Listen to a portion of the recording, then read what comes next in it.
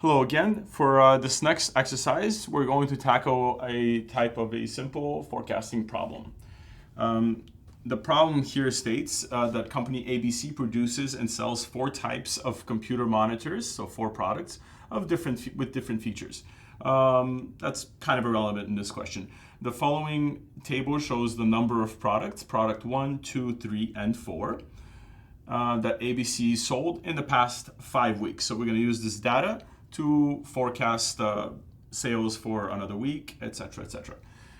So this is question 2.1, and it's got 2 sub-questions. So question 2.1 states to use a 3-period moving average method, which was seen in class, with the general equation to calculate the following 2. So 2.1.1. This sub-question asks us to calculate the number of product 1 ABC may plan to sell in week 6. So we're going to use this formula for forecasting. So X of T equals the sum from I equals 1 to N of X T minus I divided by N.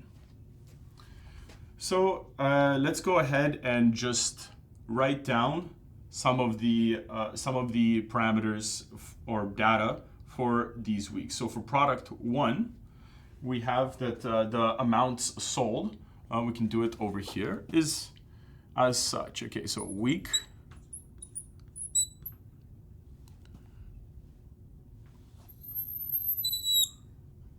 and quantity. This is for product 1. So we can go ahead and product 1. So we're going to have 1, 2, 3, 4, 5 weeks, right? So week 1, week 2, week 3, week 4, and week 5. And the quantities of product 1 that company ABC sold are 20, 25, 50, 55, and 45. Feel free to either rewind or pause the video to familiarize yourself with the table with all the data for products 1, 2, 3, and 4, and for the 5 weeks that they're sold during which they're sold. So once we have the data and we have our formula, we need to also establish what is our T. So T is going to be the time for which we're trying to forecast. So we have week 1, week 2, week 3, week 4, week 5, and we're trying to forecast from problem 2.1.1 the sales for product 1 in week 6. So T is going to equal T equals 6, week 6, right? So now we need to also establish what is N in our equation, or in our formula rather. So N is going to be based off of which method we're using. Here we're using a 3-period moving average. So therefore, our number of periods used for our forecast is going to be 3. So now we need to identify which 3 periods we should use in order to forecast and calculate, and then therefore forecast our sales of product 1 for week 6, right? Just going to write this over here like this. Week 6, this is what we're looking for. That will be our forecast. So in the 3-period moving average method, we use the last 3 periods before the period that we're forecasting for. So for example, if we're forecasting for week 6, we would take the last 3, week 5, week 4, and week 3, right? So N periods are going to be weeks 5, 4, and 3. So now we have all of our required data, all we have to do is plug it into this formula and compute the output. So we're going to have that x hat 6, right, because t equals 6, is going to equal x5, right, plus x4, these are the quantities, plus x3 divided by n. So the summation of all the quantities divided by the number of periods we're considering, which is n equals to 3. Pardon me. Let's just do it in general form for now. N. So we can just input these quantities right now. So it's going to be 45 plus 55 plus 50. And n equals 3. And that will yield that in week 6, we would sell 50 units of product 1.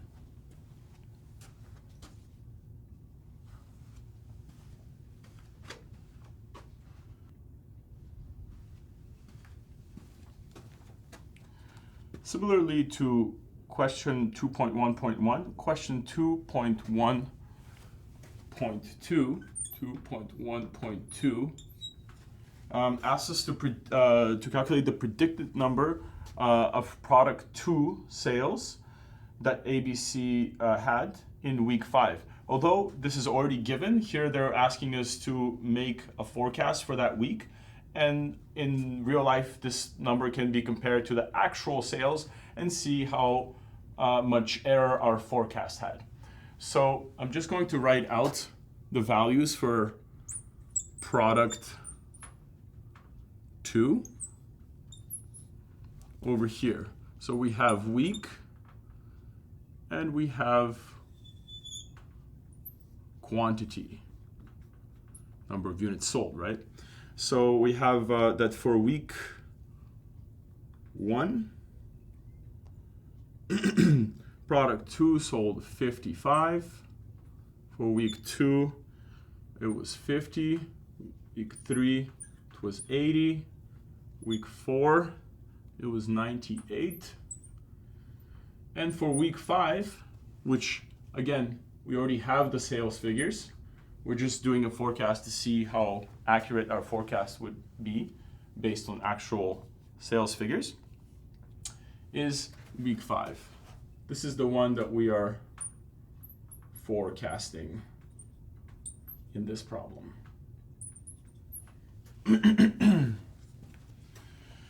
So once again, we're using a 3-period moving average, so it's going to be the same formula. We're just going to have to change the period that we're forecasting for. T is going to equal 5 because we're forecasting for 5. And the number of weeks n is going to remain the same, but we're going to consider weeks 4, 3, and 2. So we can go ahead and write that out over here. So our T is going to equal 5, 5, and our n still equals 3, but we're considering weeks 4, 3, and 2 because there has to be the 3 periods, the last 3 periods before the period that we're forecasting for. So we do the exact same thing as in question 2.1.1, but we plug in the values for product 2, and that's going to be x5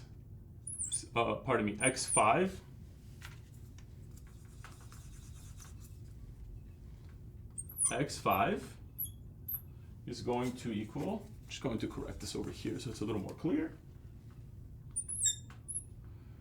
So x5, our forecast, is going to equal x4 plus x3 plus x2 divided by 3. And over here, we can plug in the actual values. So we have that X4, X3, and X2 equal 98, 80, and 50 respectively. So 98 plus 80 plus 50 divided by 3. And that's going to equal 76, which is interesting.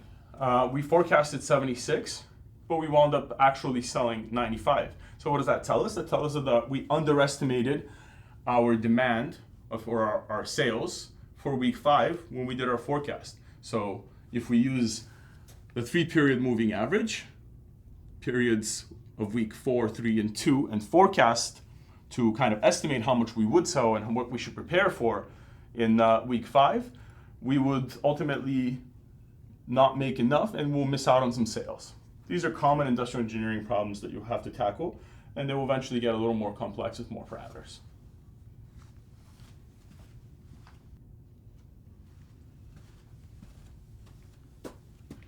So for question 2.2,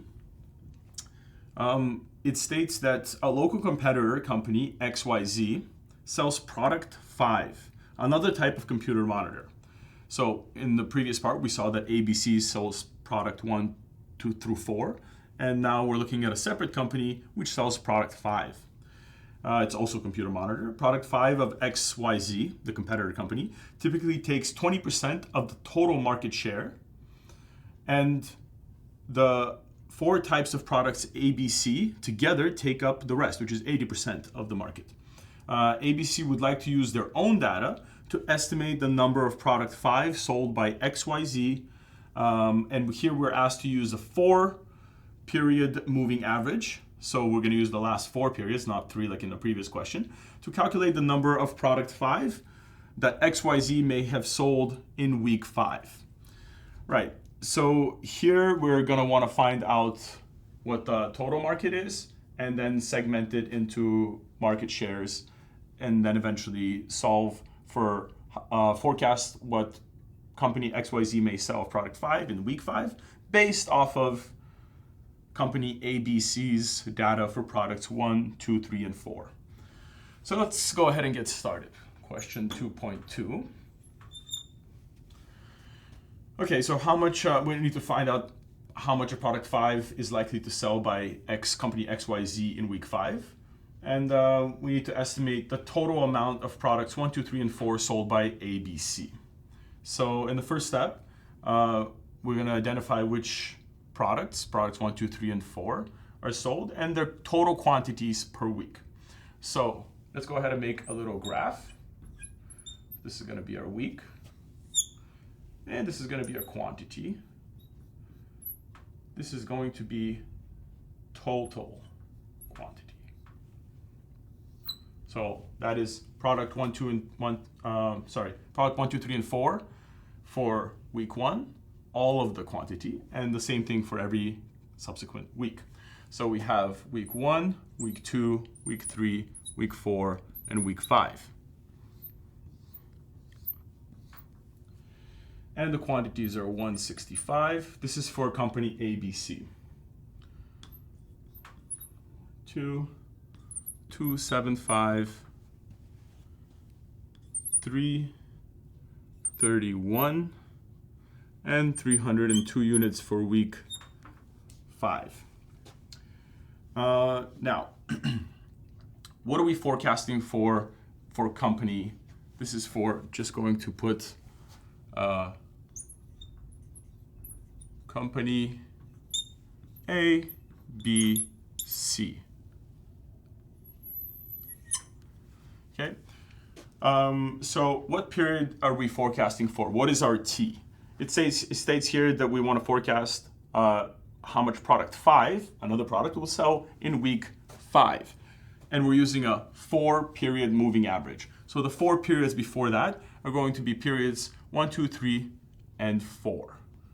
So we're going to have that our T, as we mentioned, is going to equal 5. And our N is going to be 1, 2, 3, 4. So we have 4 periods. So N equals 4. We identify the 4 periods that we have here before week 5, 4, 3, 2, and 1. And then we need to plug it into the same formula as we saw before. So our formula was x hat 5, right? T equals 5 for the quantities in week 4, 3, 2, and 1. So we have x4 plus x3 plus x2 plus x1, the sum. And then we take the average, so it's going to be over n, it's going to equal 4. So we're going to have it as 331 plus 275 plus 142 plus 165 divided by n, which equals 4. And the answer we will get is 228.25. So this figure, 228.25, is the projected sales for products 1, 2, 3, and 4, total units, for week 5, right? So we can write it over here as for week 5, the projected sales for products 1, 2, 3, and 4 total is 228.25 units. 25 units. And this is 80% as per the question states of the total market, of total market. So now we need to find out what the actual total market is. And in order to do this, we can define any random variable, let's say W, which is going to be total market. So how do we solve for W? W is going to be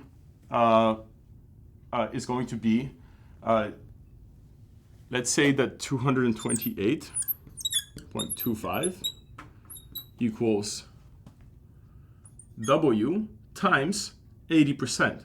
So times 0.8. And now we want to solve for W. So W is going to equal 228.25 divided by 0.8. And that's going to give us 285.3125. So this is our total market for week 5. Total market for week 5. And we know that company XYZ, typically their product 5 in week 5 takes up 20% of the total market. So to find how much of product 5 will be sold in week 5, we can simply just, let's say, product 5, let's call it P5 in week 5, is going to equal the total market, W, times 20%. So we can just plug these numbers in. We have the total market, W, equals 285.3125 times 0.2. So for product 5,